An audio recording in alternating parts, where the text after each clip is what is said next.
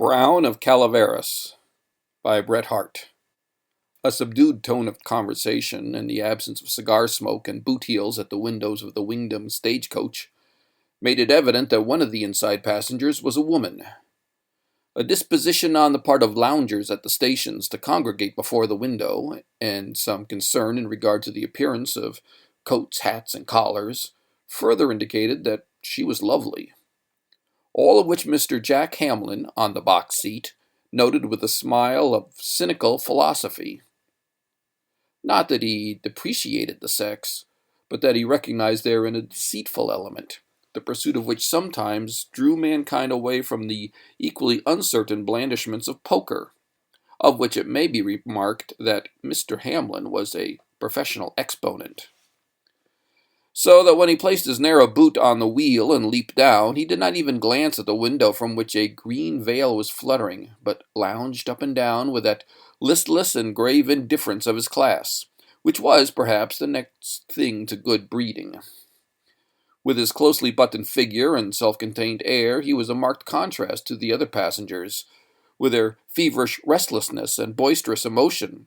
And even Bill Masters, a graduate of Harvard, with his slovenly dress, his overflowing vitality, his intense appreciation of lawlessness and barbarism, and his mouth filled with crackers and cheese, I fear cut but an unromantic figure beside this lonely calculator of chances, with his pale Greek face and Homeric gravity. The driver called "All aboard," and Mr. Hamlin returned to the coach. His foot was upon the wheel, and his face raised to the level of the open window, when at the same moment what appeared to him to be the finest eyes in the world suddenly met his. He quietly dropped down again, addressed a few words to one of the inside passengers, effected an exchange of seats, and as quietly took his place inside. Mr. Hamlin never allowed his philosophy to interfere with decisive and prompt action. I fear this irruption of Jack cast some restraint upon the other passengers, particularly those who were making themselves most agreeable to the lady. One of them leaned forward and apparently conveyed to her information regarding Mr. Hamlin's profession in a single epithet. Whether Mr. Hamlin heard it, or whether he recognized in the informant a distinguished jurist from whom, but a few evenings before, he had won several $1,000s, I cannot say. His colorless face betrayed no sign. His black eyes, quietly observant, glanced indifferently past the legal gentleman, and rested on the much more pleasing features of his neighbor. An Indian stoicism, said to be an inheritance from his maternal ancestor, stood him in good service, until the rolling wheels rattled upon the river gravel at Scott's Ferry, and the stage drew up at the International Hotel for dinner. The legal gentleman and a member of Congress leaped out and stood ready to assist the descending goddess, while Colonel Starbottle of Siskiyou took charge of her parasol and shawl. In this multiplicity of attention there was a momentary confusion and delay. Jack Hamlin quietly opened the opposite door of the coach, took the lady's hand, with that decision and positiveness which a hesitating and undecided sex know how to admire, and in an instant had dexterously and gracefully swung her to the ground and again lifted her to the platform. An audible chuckle on the box, I fear, came from that other cynic, Yuba Bill, the driver. "Look carefully arter that baggage, Colonel," said the expressman with affected concern, as he looked after Colonel Starbottle, gloomily bringing up the rear of the triumphant procession to the waiting room. Mr. Hamlin did not stay for dinner. His horse was already saddled and awaiting him. He dashed over the ford, up the gravelly hill, and out into the dusty perspective of the Wingdam Road, like one leaving pleasant fancy behind him. The inmates of dusty cabins by the roadside shaded their eyes with their hands and looked after him, recognizing the man by his horse, and speculating what was up with Comanche Jack. Yet much of this interest centered in the horse in a community where the time made by French Pete's mare in his run from the sheriff of Calaveras eclipsed all concern in the ultimate fate of that worthy. The sweating flanks of his gray at length recalled him to himself. He checked his speed, and turning into a by-road, sometimes used as a cut-off, trotted leisurely along, the reins hanging listlessly from his fingers. As he rode on, the character of the landscape changed and became more pastoral. Openings in groves of pine and sycamore disclosed some rude attempts at cultivation. A flowering vine trailed over the porch of one cabin, and a woman rocked her cradled babe under the roses of another. A little farther on, Mr. Hamlin came upon some bare-legged children wading in the willowy creek, and so wrought upon them with a badinage peculiar to himself that they were emboldened to climb up his horse's legs and over his saddle until he was fain to develop an exaggerated ferocity of demeanor, and to escape, leaving behind some kisses and coin. And then, advancing deeper into the woods where all signs of habitation failed, he began to sing, uplifting a tenor so singularly sweet and shaded by a pathos so subduing and tender, that I wot the robins and linnets stopped to listen. Mr. Hamlin's voice was not cultivated. The subject of his song was some sentimental lunacy borrowed from the Negro minstrels, but there thrilled through all some occult quality of tone and expression that was unmistakably touching.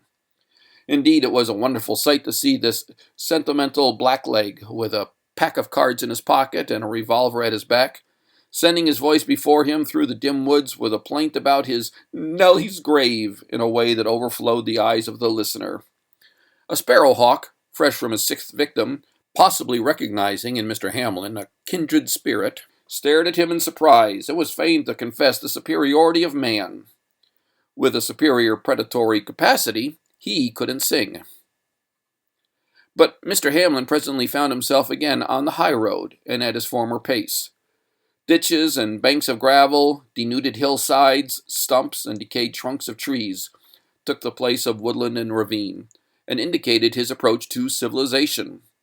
Then a church steeple came in sight, and he knew that he had reached home. In a few moments he was clattering down the single narrow street that lost itself in a chaotic ruin of races, ditches, and tailings at the foot of the hill, and dismounted before the gilded windows of the Magnolia Saloon. Passing through the long bar-room, he pushed open a green baize door, entered a dark passage, opened another door with a passkey, and found himself in a dimly lighted room whose furniture, though elegant and costly for the locality, showed signs of abuse. The inlaid center table was overlaid with stained discs that were not contemplated in the original design. The embroidered armchairs were discolored, and the green velvet lounge, on which Mr. Hamlin threw himself, was soiled at the foot with the red soil of Wingdam. Mr. Hamlin did not sing in his cage. He lay still, looking at a highly colored painting above him representing a young creature of opulent charms. It occurred to him then, for the first time, that he had never seen exactly that kind of a woman, and that if he should, he would not probably fall in love with her. Perhaps he was thinking of another style of beauty. But just then someone knocked at the door. Without rising, he pulled a cord that apparently shot back a bolt, for the door swung open, and a man entered.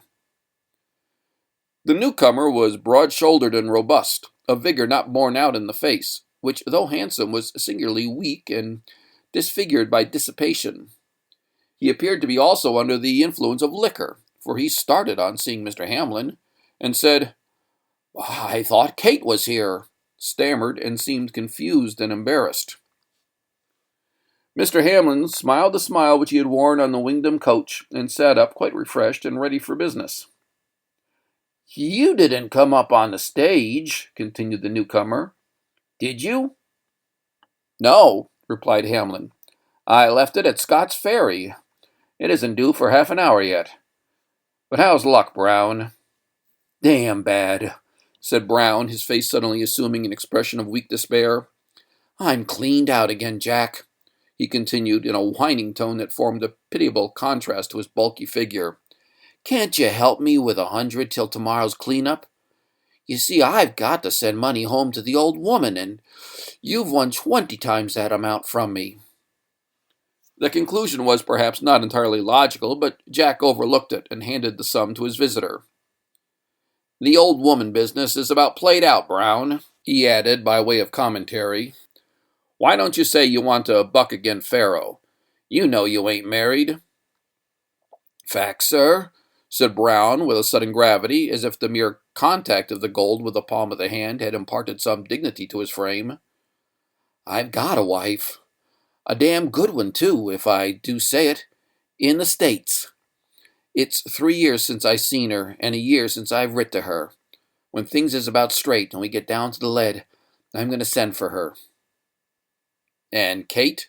queried Mr. Hamlin with his previous smile.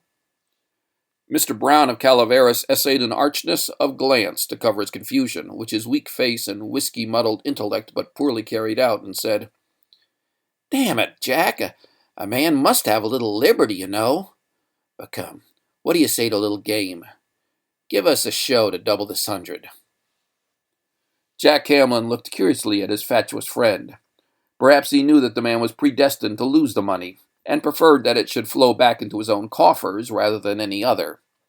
He nodded his head and drew his chair toward the table. At the same moment there came a rap upon the door. "It's Kate," said Mr. Brown. Mr. Hamlin shot back the bolt, and the door opened. But for the first time in his life he staggered to his feet utterly unnerved and abashed, and for the first time in his life the hot blood crimsoned his colorless cheeks to his forehead. For before him stood the lady he had lifted from the Wingdam coach, whom Brown, dropping his cards with a hysterical laugh, greeted as, "My old woman, by thunder!" They say that Mrs. Brown burst into tears and reproaches of her husband. I saw her in 1857 at Marysville, and disbelieved the story. And the Wingdam Chronicle of the next week, under the head of Touching Reunion, said, "One of those beautiful and touching incidents peculiar to California life occurred last week in our city. The wife of one of Wingdam's eminent pioneers, tired of the effete civilization of the East and its inhospitable climate, resolved to join her noble husband upon these golden shores. Without informing him of her intention, she undertook the long journey and arrived last week. The joy of the husband may be easier imagined than described. The meeting is said to have been indescribably affecting. We trust her example may be followed." Whether owing to Mrs. Brown's influence or to some more successful speculations, Mr. Brown's financial fortune from that day steadily improved. He bought out his partners in the Nip and Tuck lead, with money which was said to have been won at poker, a week or two after his wife's arrival, but which rumor, adopting Mrs. Brown's theory that Brown had forsworn the gaming table, declared to have been furnished by Mr. Jack Hamlin. He built and furnished the Wingdam House, which pretty Mrs. Brown's great popularity kept overflowing with guests. He was elected to the Assembly and gave largesse to churches. A street in Wingdam was named in his honor. Yet it was noted that in proportion as he waxed wealthy and fortunate, he grew pale, thin, and anxious. As his wife's popularity increased, he became fretful and impatient. The most luxurious of husbands, he was absurdly jealous. If he did not interfere with his wife's social liberty, it was because it was maliciously whispered that his first and only attempt was met by an outburst from Mrs. Brown that terrified him into silence. Much of this gossip came from those of her own sex, whom she had supplanted in the chivalrous attentions of Wingdam, which, like most popular chivalry, was devoted to an admiration of power, whether of masculine force or feminine beauty. It should be remembered, too, in her extenuation, that since her arrival she had been the unconscious priestess of a mythological worship, perhaps not more ennobling to her womanhood than that which distinguished an older Greek democracy. I think that Brown was dimly conscious of this, but his only confidant was Jack Hamlin, whose infelix reputation naturally precluded any open intimacy with the family, and whose visits were infrequent. It was midsummer and a moonlit night, and Mrs. Brown, very rosy, large-eyed, and pretty, sat upon the piazza, enjoying the fresh incense of the mountain breeze, and, it is to be feared, another incense which was not so fresh, nor quite as innocent. Beside her sat Colonel Starbottle and Judge Boompointer, and a later addition to her court in the shape of a foreign tourist. She was in good spirits. "What do you see down the road?" inquired the gallant colonel, who had been conscious for the last few minutes that Mrs. Brown's attention was diverted. "Dust," said Mrs. Brown with a sigh. "Only Sister Anne's flock of sheep." The colonel, whose literary recollections did not extend farther back than last week's paper, took a more practical view. "It ain't sheep," he continued. "It's a horseman. Judge, ain't that Jack Hamlin's gray?" But the judge didn't know, and as Mrs. Brown suggested the air was growing too cold for further investigations, they retired to the parlor. Mr. Brown was in the stable, where he generally retired after dinner. Perhaps it was to show his contempt for his wife's companions. Perhaps, like other weak natures, he found pleasure in the exercise of absolute power over inferior animals. He had a certain gratification in the training of a chestnut mare, whom he could beat or caress as pleased him, which he couldn't do with Mrs. Brown. It was here that he recognized a certain gray horse which had just come in, and looking a little farther on, found his rider. Brown's greeting was cordial and hearty, Mr. Hamlin's somewhat restrained. But at Brown's urgent request, he followed him up the back stairs to a narrow corridor, and thence to a small room looking out upon the stable yard. It was plainly furnished with a bed, a table, a few chairs, and a rack for guns and whips. "This here's my home, Jack," said Brown with a sigh as he threw himself upon the bed, and motioned his companion to a chair. "Her room's t'other end of the hall. It's more'n 6 months since we've lived together, or met, except at meals. It's mighty rough papers on the head of the house, ain't it?" he said with a forced laugh. "But I'm glad to see you, Jack, damn glad." And he reached from the bed and again shook the unresponsive hand of Jack Hamlin. "I brought ye up here, for I didn't want to talk in the stable, though for the matter of that, it's all around town. Don't strike a light. We can talk here in the moonshine. Put up your feet on that winder and sit here beside me. There's whiskey in that jug." Mr. Hamlin did not avail himself of the information. Brown of Calaveras turned his face to the wall and continued. "If I didn't love the woman, Jack, I wouldn't mind. But it's loving her and seeing her, day arter day, going on at this rate, and knowing to put down the brake, that's what gets me. But I'm glad to see you, Jack, damn glad." In the darkness he groped about until he had found and wrung his companion's hand again. He would have detained it, but Jack slipped it into the buttoned breast of his coat, and asked, listlessly, "How long has this been going on?" "Ever since she came here, ever since the day she walked into the Magnolia. I was a fool then, Jack. I'm a fool now, but I didn't know how much I loved her till then, and she hasn't been the same woman since. But that ain't all, Jack, and it's what I wanted to see you about, and I'm glad you've come. It ain't that she doesn't love me any more. It ain't that she fools with every chap that comes along, for perhaps I staked her love and lost it, as I did everything else at the Magnolia. And perhaps fooling is natural to some women, and there ain't no great harm done, except to the fools. But, Jack, I think she loves somebody else. Don't move, Jack, don't move. If your pistol hurts you, take it off. It's been more'n 6 months now that she seemed unhappy and lonesome, and kind of nervous and scared like.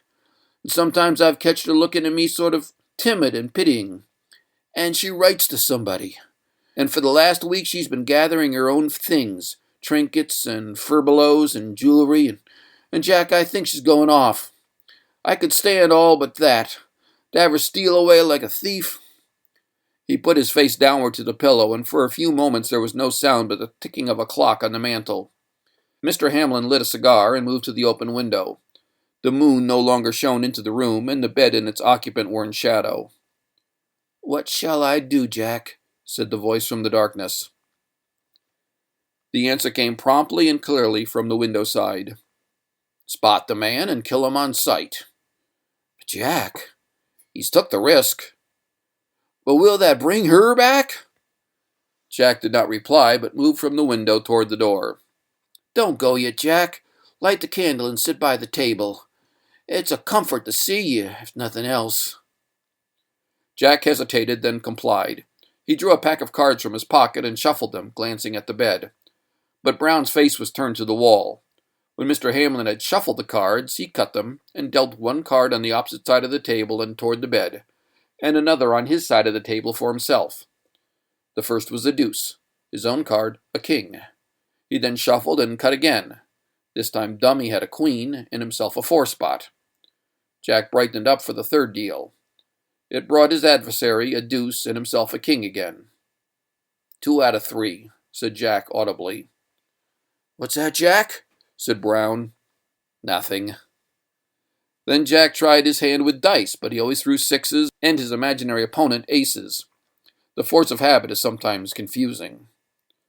Meanwhile, some magnetic influence in Mr. Hamlin's presence, or the anodyne of liquor, or both, brought surcease of sorrow, and Brown slept.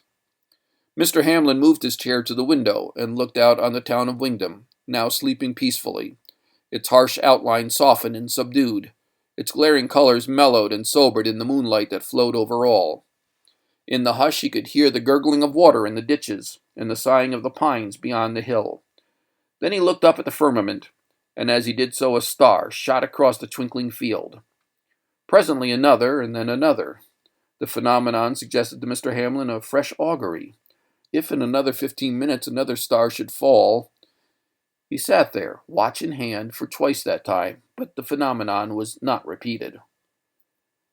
The clock struck 2, and Brown still slept.